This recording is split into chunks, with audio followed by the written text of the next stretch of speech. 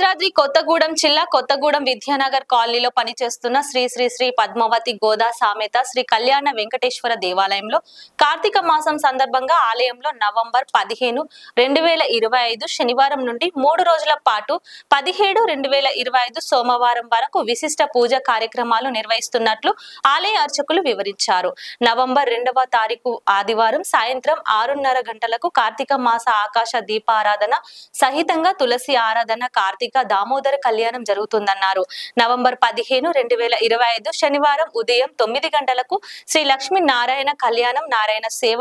November 16 తారీఖు ఆదివారం ఉదయం 9 గంటలకు లక్ష్మీ తులసి అర్చన మంగళ శాసనం తీర్థ ప్రసాద గోస్. నవంబర్ 17వ తారీఖు సోమవారం ఉదయం 8:30 శ్రీ సుదర్శన హావనం పూర్ణాహుతి మంగళ శాసనం వేద విన్నపం ఆలయ పరిక్రమణ కుంభ పరోక్ష తీర్థ ప్రసాద గోష్ఠి ఉంటుందన్నారు.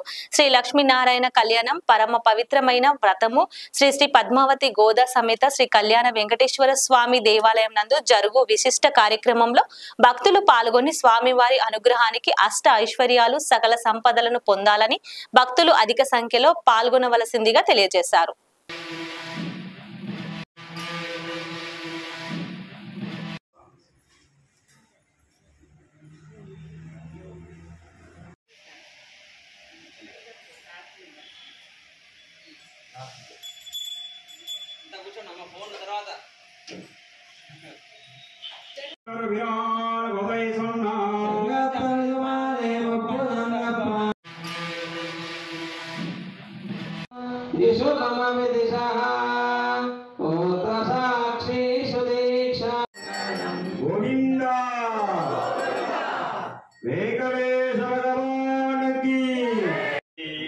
पद्मावती गोदा समेत श्री कल्याण वेंकटेश्वर स्वामिनः परिपूर्ण अनुग्रह प्रसाद फल सिद्धिरस्तु.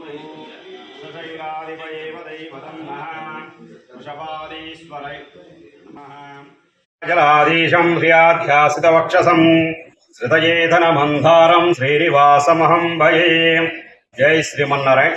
కొత్తగూడెం పట్టణం విద్యానగర్ కాలనీలో వేంచేసి ఉన్నటువంటి శ్రీ శ్రీ శ్రీ పద్మావతి గోదా సమేత శ్రీ కళ్యాణ వెంకటేశ్వర స్వామి వారి దేవస్థానం నందు కార్తీక మాసం నవంబర్ 2వ తారీఖు ఆదివారం సాయంత్రం 6:30 గంటలకు ఆకాశ దీప ఆరాధన సహితంగా తులసీదాద్రి సమేత కార్తీక దామోదర కళ్యాణం నిర్వహించడం జరుగుతుంది.